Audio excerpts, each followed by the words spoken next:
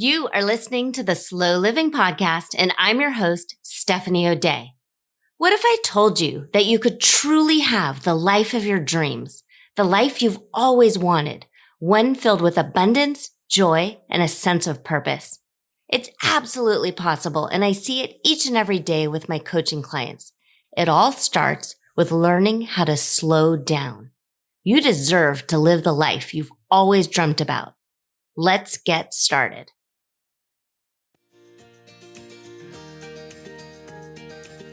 You are listening to the Slow Living Podcast, and I am your host, Stephanie O'Day. I am thrilled that in the studio with me today, I have Meredith Ethington. And Meredith is a writer and a blogger and a parent and an all-around wonderful person. So we are on episode number 79. And today, Meredith is going to share a little bit about how it is absolutely A-okay to be an imperfect parent.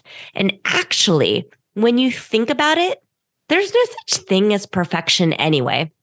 So I don't know why we're kind of running around trying to kill ourselves to just be this version that isn't attainable. And I get it. Social media is kind of shoving it down our face. TV is, all of the different things. But Meredith has made an entire career out of writing about imperfection when it comes to parenting. And I would think that when it's all said and done, we really just want happy kids, healthy kids. And it doesn't matter if the sandwich was cut in a star shape with like lettuce aura about it and all of these different things. And it's fascinating because right now I'm working as a school site secretary and I see these kids coming, and I'm just going to use bento boxes as an example, with these elaborate, like really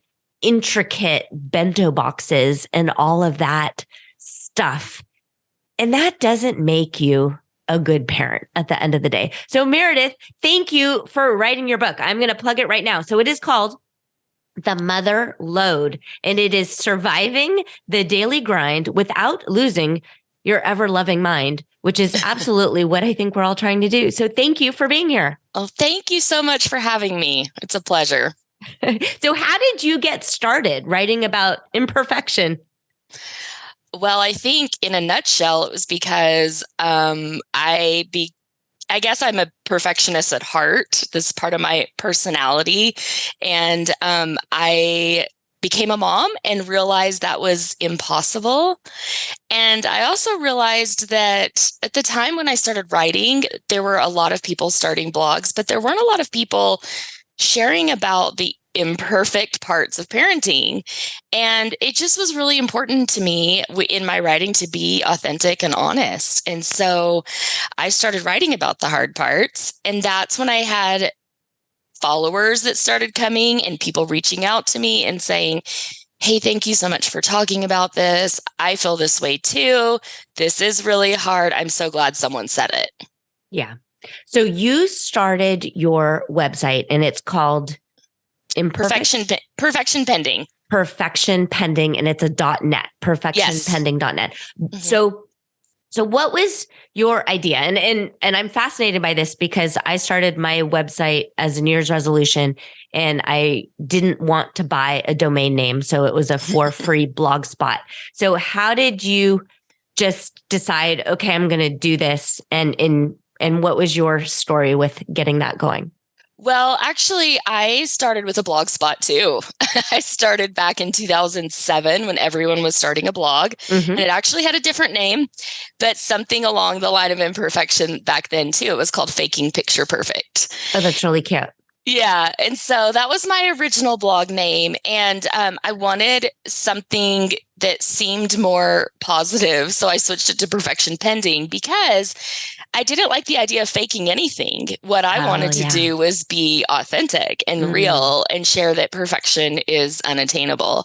So that's kind of how I got started. But my goal was just to share with other parents that it's okay to screw up and it's okay to make mistakes, and say you're sorry to your kids, and just own the parent you are instead of trying to be something that you're not. Yeah.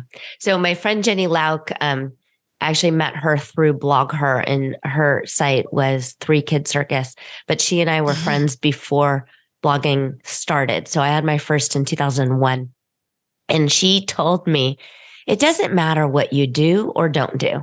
They're going to end up in therapy anyway. So just enjoy. And that was such valuable advice for me as a new mom, to just have. And it doesn't mean that you're not trying. Like, I try every day. I know you're trying every day. I have 3 kids. You have 3 kids.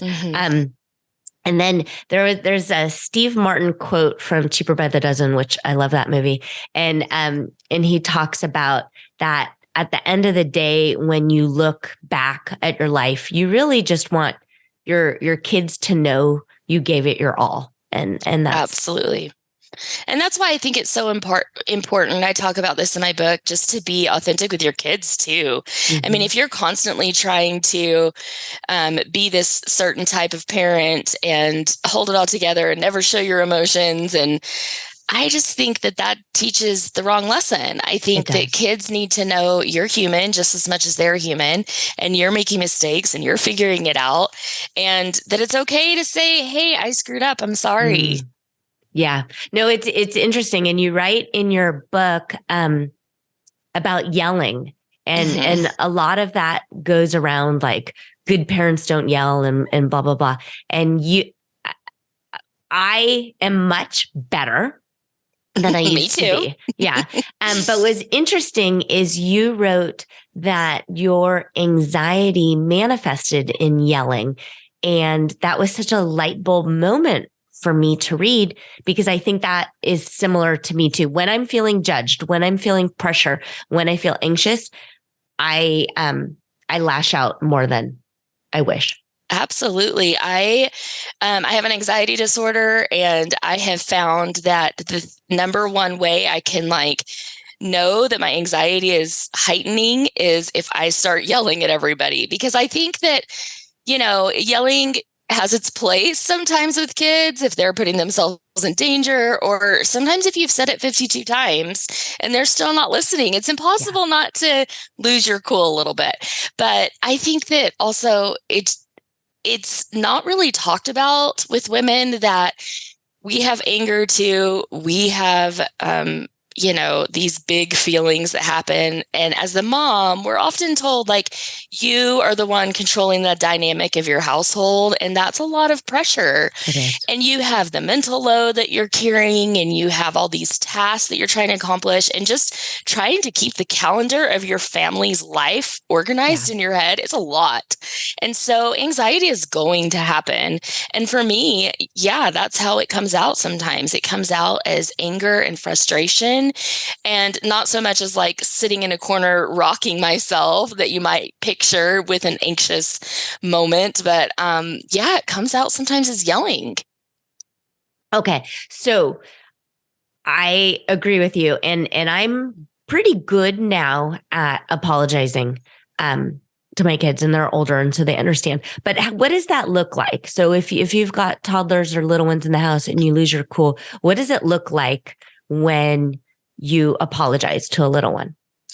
Gosh, well, my kids are older too, but I vividly remember moments when they were younger and I would lose my cool, and just almost breaks your heart to see their little faces looking up at you when you don't have it together. And for me, it looks like a hug, a kiss, mommy loves you, I'm sorry, I'm just really frustrated, or just using terminology that they can understand and letting them know. You can even say, mommy's having big feelings right now, and I need a minute to cool down. A little toddler can understand that, especially if you're implementing things like time out for them or helping them get their emotions under control. They're going to be able to understand that surprisingly well. Yeah, I agree. I am a huge fan of taking a time out for myself. Like I just need to chill. I want to sit. I want to watch my housewives and I want to be left alone. So it's interesting. So I enjoy naming feelings and emotions. And on the podcast, we talk about the kid Kimochi chart where you can pull it up and you can look at all of the different feelings and naming your feelings and validating your feelings. And then maybe when you're calm and ready, you can reach for a different feeling is helpful for toddlers. And I think sometimes on the internet and with the perfection and the faking it thing, toxic positivity gets thrown around an awful lot. That's not what reaching for a better feeling emotion is or a better feeling thought is. Toxic positivity is when you're really angry or upset or just frustrated and you're saying, it's fine, it's fine, it's fine, it's okay, everything's fine, blah, blah, blah, sunshine, roses. That's fake. That's fake. But owning your thoughts and your feelings and your emotions right now, coming to terms with them, and then starting to inch towards better ones. That's real life. Absolutely. And I always joke that I'm kind of the half glass empty sort of girl. I tend to gravitate towards the negative emotion before the healthy, positive one. And so it's something that I have consciously made a choice to try to get better at because, I don't want to live in a negative space all the time. Nobody does. And I certainly don't want that to be what's coming across to other people about me either. But I am all about owning whatever emotion you're having in that moment and then sitting with it, feeling it, and being okay with it even for a moment. And then, yes, trying to figure out a way to get yourself out of that negative headspace. So when you are writing and you're sharing these kind of like funny stories and different things, when they're happening and you're writing them, do you have like a moral in mind, like an analogy or a fable, or are you just sharing in the spur of the moment and then later your essay kind of comes full circle? Because I love reading your writing and it's always kind of like this aha moment, but I don't know your writing process of whether or not you have an end goal or if you're just kind of dumping words. Yeah, I think that's evolved over time with me. I think I used to write more in the dumping words kind of category, but now I try to kind of sit back and go, what is it I'm trying to say? What's the intention here? Because I can get in, especially when you're talking about something like anxiety or depression or something really vulnerable or what some people might see as really negative or dark, it's a fine balance for sure. Because some of those dark emotions are real and they hurt and they come out in my writing as really raw. And I certainly don't want to project that in the world all the time either. So I think now I approach my writing more as, what is my intention with this? And especially with this book, I will admit that the first draft of it, when I just dumped all my feelings on the page, it was kind of dark. I wrote this during the pandemic, actually, and during a time when I was depressed and before I got my mental health under control, because I felt like that's how this is going to come across as authentic. But then, you start kind of putting it out there to other people and they're like, whoa, I don't, nobody wants to read something that's just doom and gloom all the time. Mm-hmm. So I think now my mental health is so much better. I'm in a better place. I let that book sit there for 2 years because I knew it wasn't ready to be out in the world. And when I did start to put it into what it is today, I really put intention behind what is the message I want moms that are struggling with their mental health, whether it be just the mental load and overwhelm or mental illness, what is it that I want them to take away from it? And then it just kind of morphed into what it is today. So when you were pitching it, did you pitch it as a memoir or like nonfiction personal narrative? I would say more of the nonfiction personal narrative. But at the same time, I was really careful. I didn't want it to be looked at as something that was supposed to be prescriptive Mm-hmm. because I'm Yeah, not a it's mental not preachy. yeah, I'm not a mental health professional. I'm actually in school to become a mental health therapist. But I didn't, that's not what I intended for this book. I wanted it to be something that was more of like a hug from another mom Yeah. that, That's really, so if you're listening to this, so it's called The Mother Load: Surviving the Daily Grind Without Losing Your Ever Loving Mind by Meredith Ethington. And that's how it comes across to me as a reader, awesome. I love that. as very been there, done that. I promise that when older mothers tell you that this time is fleeting, it really is. And it doesn't feel that way when Yeah. it's 2 a.m. and you're covered in vomit. And I love the story that you share of you and your husband passing by each other with vomit soaked children. Because I have been there, done that. We had a bout of food poisoning hit our house. And I'm trying to think. I guess I was pregnant. And so I was vomiting. My husband was vomiting and the 2-year-old was vomiting. It's just literally vomit everywhere. And we were in this house and we knew we were going to sell it. And I'm trying to like get it out of the carpeting. Oh gosh.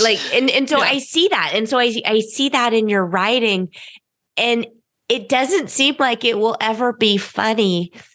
But it is. And it doesn't make sense that why would I look at that with rose-colored glasses now? But I wish I could with the wisdom that I have absolutely. now, that I promise our finances will be okay, Steph, and the kids will be okay. And yes, they will get into college and it'll all be fine. But at the time, it's horrible. Yeah, when you're in the trenches of motherhood, it's hard to laugh at some of that stuff for sure. And you can't enjoy every second of it. You just can't. And so at some point, you have to embrace that idea that I didn't enjoy every second of it, but I did enjoy enough. And that my kids know that. They know that I soaked up what I could and that I loved them and that I did the best I could. Like you were saying, like that's the end goal for all of us as parents, that maybe they're going to end up in therapy anyway one day. They most likely will. But and also therapy is a wonderful thing. It's absolutely totally wonderful. Having someone listen to you and love you unconditionally and without judgment is such a wonderful feeling. So it's amazing. Absolutely. And I actually have a post that I wrote that was, I hope my kids do end up in therapy one day, because I do. It's helpful. Yeah. And it's something that just fosters growth and development and everything. So, if they do end up, complaining about you as a mom one day, it's okay. It is because okay. I think at the end of the day, they're going to know how much you loved them. Yeah. And that's what's important. Yeah. So that is what's important. And then you also touched on my favorite word, which is enough. And you are enough right now. And I don't think people really take the time to just sit and marinate in that word. Because when the world is going too fast and you're trying to do all of the things all of the time, a lot of the kind of negative chatter that pops in your brain is, it doesn't matter what I do, it's not going to be good enough. And that's such an icky sentence to have over and over and over again in your brain. And unfortunately, so many women, so many moms have that feeling. It doesn't matter what they do, it's not going to be enough at work. It doesn't matter what they do, it's not going to be enough. The house will never be clean enough. The kids will never be smart enough. They will never win all of the things that they're striving for. And it's okay.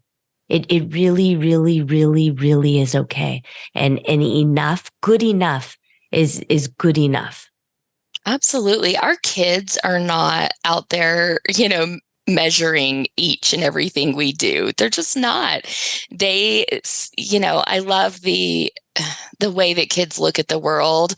They accept things at face value usually, and they certainly accept you as a mom, however you show up, whether you're the mom that has bad days where you can't get up off the couch because you have horrible morning sickness or you're depressed.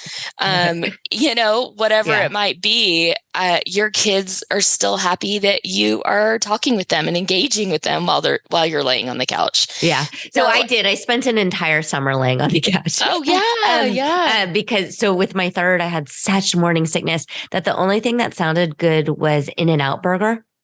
And so my older two, I guess were 4.5, 5, and 8, because they were the last two were 5 years apart. And it was summer and I literally laid on the couch and we watched, I don't know, Nickelodeon nonstop, and then only got up to go get In-N-Out Burger. Oh, gosh, I love that. And they survived it and you survived it and everybody. Oh, and they look back on it. Remember when we ate In-N-Out Burger every day? Like they loved it, even though I felt like I was failing. Yeah. Yeah. Yeah. No, that's wonderful. Meredith, I just think this is such a gift that you are giving the world, that perfection and filters and all of the stuff that's happening right now in social media, that you can never be skinny enough. Your abs can never be 6-packy enough, and you can never have the perfect enough hair, and just this breath of fresh air that you're providing, that good enough is good enough. And I just greatly appreciate you spending the time writing this book. So one more time, it's The Mother Lode: Surviving the Daily Grind Without Losing Your Ever Loving Mind. Meredith Ethington. And where can people find you online? So pretty much everywhere. My blog, like you mentioned, is perfectionpending.net. A lot of my like Instagram is Perfect Pending, and that's where I'm the most active, is probably Instagram. So that's a great place to connect with me too. I do read my messages and my comments and try to interact with my followers as much as possible. You have another site where people can write in. Is that right? Yes. So I also own filterfreeparents.com, and that is a contributor website where people can submit essays, and I'm the editor / part owner over there as well. So how does that work? Are they anonymous when they write in their essays, or is this a way for them to get a byline? Yeah, they can get a byline, and they can write anonymous if it's something, they don't want to be public about. Then we do have a few sites, a few essays that are anonymous on the site. Very cool. So where do you see yourself, like as a grandma type person? Are you still going to be writing online? You think you'll still be writing books? I think so. I am in grad school right now to get my master's in clinical mental health counseling. So I see myself as a therapist, but I'm also in my 40s. So, I think writing and being a therapist can go hand in hand for sure. And so I hope I can continue to be an advocate for mental health, and specifically for maternal mental health. That's where I see myself for sure. Oh, that would be wonderful. Well, very cool. Thank you so much for spending time with us. Thank you for having me. It was so fun. You take care. Thank you.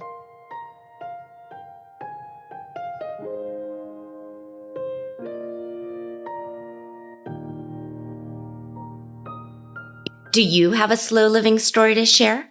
Leave me a voicemail at stephanieodea.com/podcast with any questions, comments, feedback, or testimonials, and I will be sure to include it in an upcoming episode.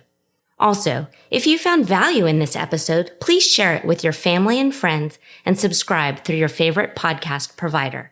The more you share, comment, and leave positive reviews, the more people we can reach and share the slow living lifestyle and messaging. Thank you, Slow Down Society, and have an absolutely wonderful day.